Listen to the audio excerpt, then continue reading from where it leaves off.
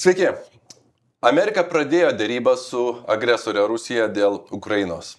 Ką tai reiškia ir kuo tai gali baigtis? Apie tai šiandien 15 min studijoje kalbėsime su JAV atsargos generolu, buvusiu amerikiečių sausumos pajėgų Europoje vadu, Benu Hodgesu. General Hodges, thank you for being with us. Thank you for the privilege. So let's go straight to the latest developments. President Donald Trump has opened negotiations with Russia and just last night effectively blamed Ukraine, the victim, for Moscow's invasion. Why is this happening and where could it lead? Well, I don't understand why the administration seems to use Kremlin talking points about blaming Ukraine for starting the war. Obviously, there's only one bad guy in this entire situation. That's Vladimir Putin. The Russians could end the war today if they pulled out. But I also know that this is a long process. And it's going to be months, many months, I think, before we get to a final resolution. And so think of what we're seeing now as the preparation phase. So talks in Riyadh, meetings in Paris, Brussels, Kyiv, all of these things going on, the meetings that took place last week in Munich, these were all part of the preparation of finding the contours. And so I think things that are said now will not necessarily be so in a couple of months, maybe. But it should be the position of the United States very clearly that Ukraine is in the middle of this situation because of the invasion from Russia. And the Russians could leave today and it would be all over. Too early to talk about betrayals. I think we are in the preparation phase. There is a deep concern, obviously, here in Lithuania that, a rushed deal, one that doesn't hold Russia accountable, would only plant seeds for a future and potentially much bigger war. Do you share this fear? Absolutely, I share that fear. Russia only respects strength. And so if they see us as so anxious to get a deal and not doing what's necessary to prevent a resumption, then I think there will be a resumption in Ukraine or elsewhere. So I do believe that my president has three priorities in regards to all of this. Number one, stop the fighting. He has said this repeatedly. He has a long record of opposing endless wars. Number two, I believe that he wants to make sure there is not a resumption of the fighting, that there is a lasting peace, which means it would have to be something that Ukraine also agreed to and that European countries agreed to, not just the U.S. and Russia, which means there probably has to be a strong not peacekeeping force, but a force in Ukraine that would ensure Russian compliance with the ceasefire. And then the third part of this, of course, of priorities for President Trump, burden sharing. This is not a problem in Lithuania. Lithuanians are way out in front doing what it needs to do, but there are still too many countries in Europe, especially the bigger ones, that are not doing it. And so the president is going to continue the pressure on them. General, we'll talk about this potential security framework in a moment, but before that, I would like to talk with you about the situation in the front line. And obviously, much depends not just on politicians, but on men and women in trenches and what's happening in the battlefield. And there are fresh reports indicating, that Russian forces have again intensified attacks in eastern Ukraine and particularly near Pokrovsk city, somewhere in this area, possibly to gain some leverage ahead of potential peace talks. How would you describe what is the current situation on the front line? Okay, so if you are a soldier here, if you're a captain or a sergeant that's fighting here, it's hell. There's no doubt about it. It's just daily attacks by the Russians. But if you can step back from the map a little bit and think, after 11 years of war, that this is all that Russia has. 11 years, over 800,000 casualties. The Black Sea Fleet, not a factor. The Russian Air Force, not a factor.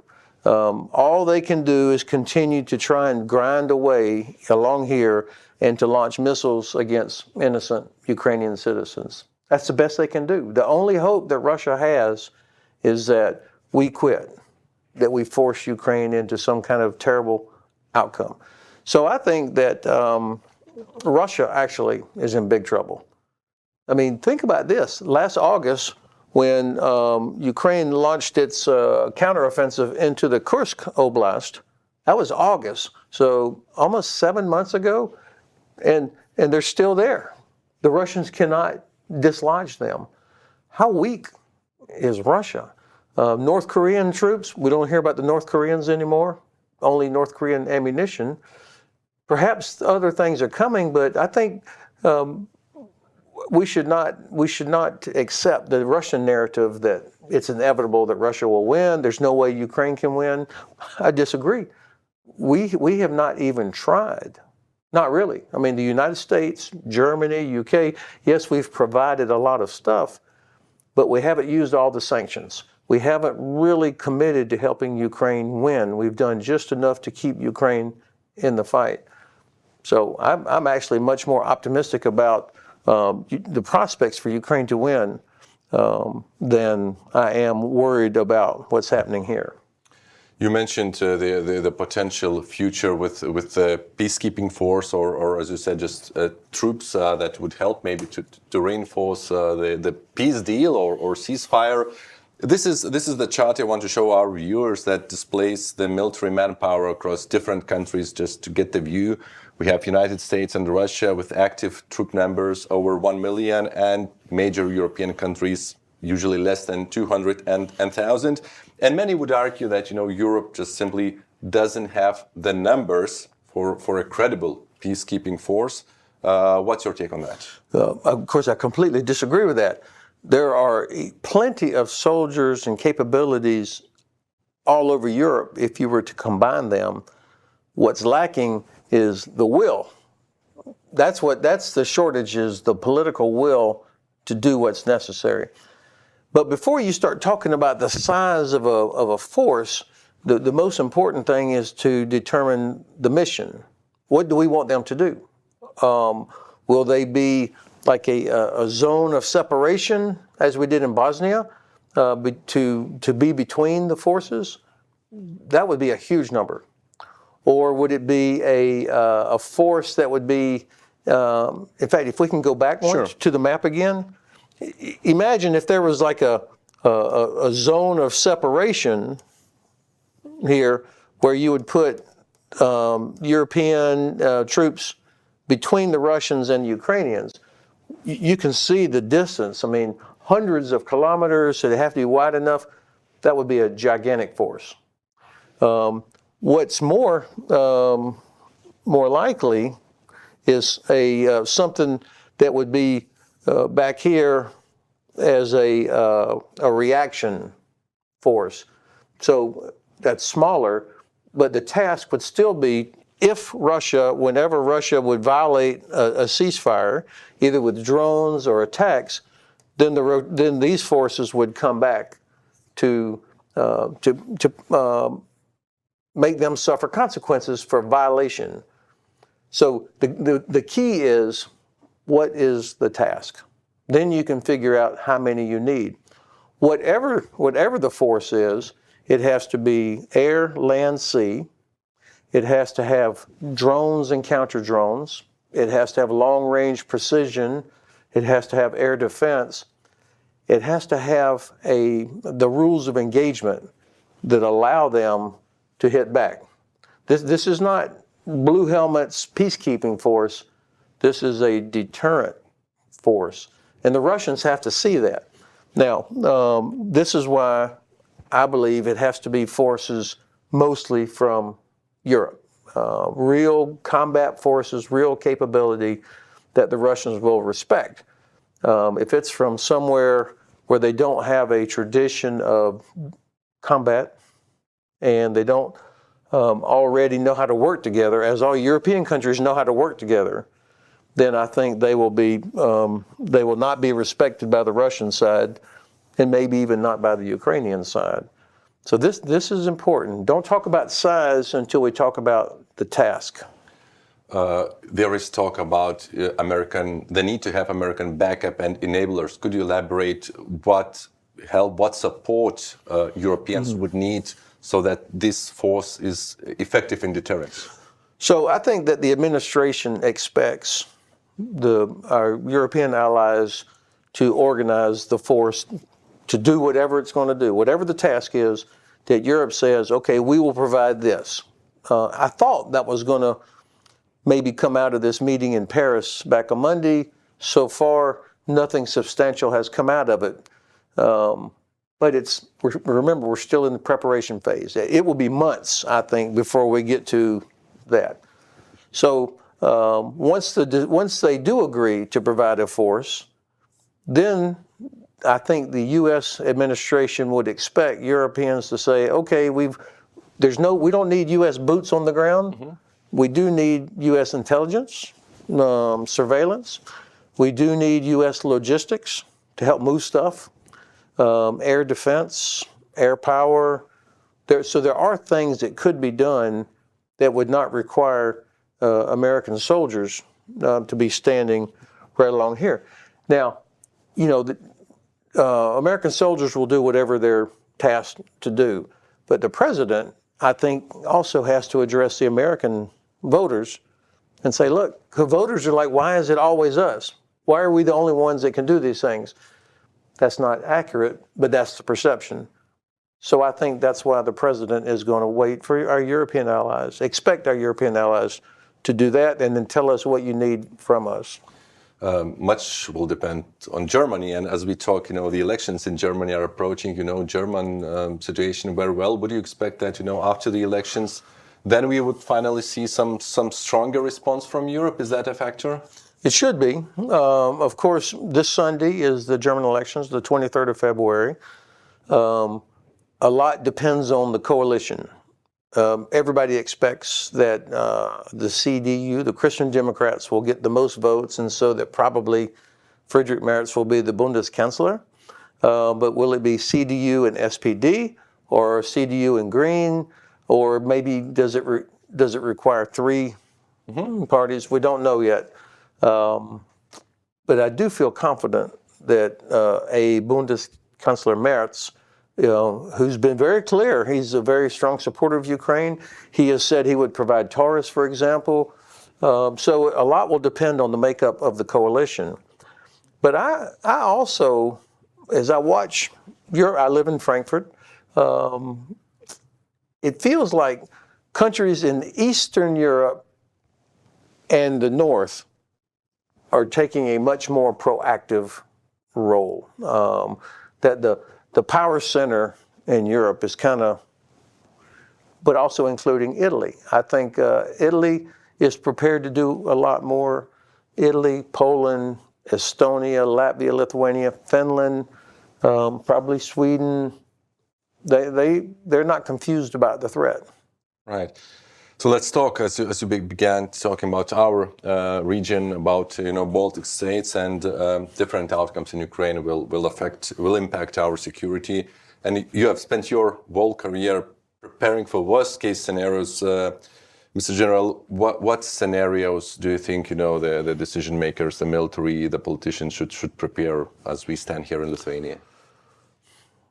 Well, of course, the best way to make sure that Russia never attacks a NATO country is to defeat them here, to help Ukraine defeat Russia here. Russia will never change until they're defeated. We know from their history, they only do reforms after they are defeated.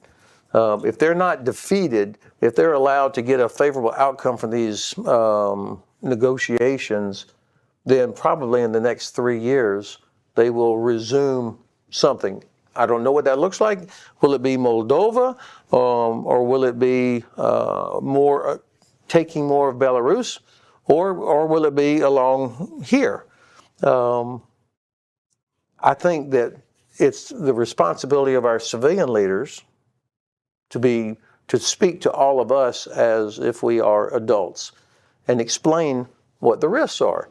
Now, this is not likely, but we would be foolish to think that it's not going to happen or that it won't happen. I had so many people tell me, come on, Russia will never invade Ukraine. Well, here we are. And so I think our allies here and here are doing the right things, increasing capability, getting the civilian population to understand what the risks are so that you have resilience in society. It's not just about spending. You know, I mean, you can't put a sign on the border that says, hey, we're 2%. Okay, you have to have real capability. I think, of course, in Lithuania, you've got the German brigade that will be ready, I think, in the next 2 years. That is a huge commitment. I mean, this will be probably one of the best brigades in all of Europe once it's complete. And you take that, plus the whole division, Lithuanian division that you're building, plus you still have Americans here, that's significant. Now, I would also think about what can we do to strengthen the connection between Lithuania and Poland. I think this is not like a fence. I like your map. You know, this is not a fence where Lithuania stays on this side and Poland stays on this side. I mean, that becomes a problem. So instead, this should be one of the strongest areas where you're together, and maybe even the idea of a Polish unit that was here on the Lithuanian side, a battalion or a brigade. I don't know, but just thinking about how could you strengthen this boundary between Lithuania and Poland might be having Polish troops here or Lithuanians here, so that you're interested in what happens on the other side of the border between Poland and Lithuania. The point is, you want to make yourself indigestible, where the Russians would say, we'd lose too much. We would probably fail, and it would cost too much, so we're not going to attack Lithuania. Now, of course, we do have to assume that if Russia has made the terrible decision to attack a NATO country, then they have already made the terrible decision to attack seaports. They will have made the decision to attack our transportation infrastructure, because they know that in order for us to get up in here, we've got to either move by rail or we're coming in by sea. So those would be targets, just the way that they have targeted cities in Ukraine. So air defense, cyber protection, sabotage, these are real threats that we have to prepare for. Correct. And at the end, I would like just to elaborate a little bit on the Russian capabilities. Previously, you said that the failure to conquer Ukraine shows the weakness of Russian military in one sense. Of course, there are some very natural historical comparisons in my country, and some pessimists, I would describe them, say that during the World War II, Russians suffered even much worse losses, like 8 million soldiers dead. But by the end of the war, they emerged as the huge military power, global military power. Does modern Russia, today's Russia, has the capacity to do something similar? Can it regenerate its armed forces, reestablish as dominant power, or are there just fundamental limits that make such resurgence impossible? Okay, this is an excellent question. So what are the similarities? Number one, of course, Russia, a big country. They absolutely do not care about casualties or ethical considerations. They don't care. So that's a similarity between Putin's Russia and Stalin's Soviet Union. What are the differences? Of course, Soviet Union included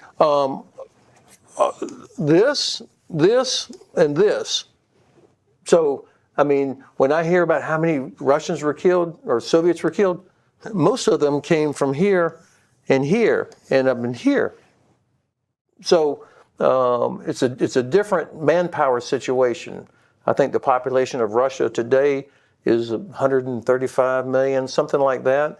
So many young people have already left the country. They've lost casualties. So their ability to just keep bringing in more troops, I don't think it's quite the same as it was in 1941 through 45. Secondly, Ukraine was the heart of the Soviet defense industry. Okay, they don't have that anymore. In fact, I've heard, where Putin complained that there's not enough people to work in the factories. Yeah, because they're all fighting here. So I don't know that it's the same sort of situation to make that comparison.